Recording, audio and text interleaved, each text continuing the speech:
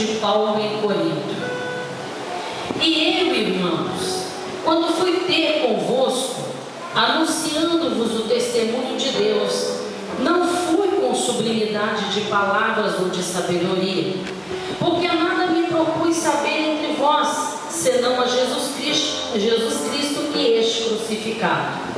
E eu estive convosco em fraqueza e em temor e em grande tremor.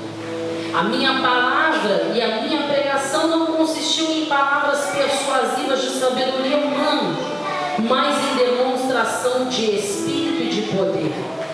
para que a vossa fé não se apoiasse em sabedoria dos homens, mas no poder de Deus.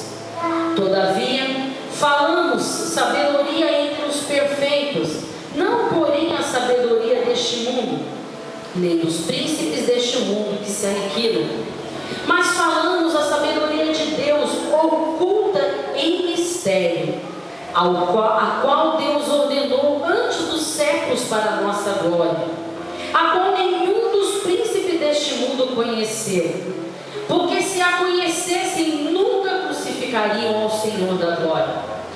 Mas como está escrito, Paulo estava dizendo: eu não fui pregar a vocês, ó igreja de Corinto,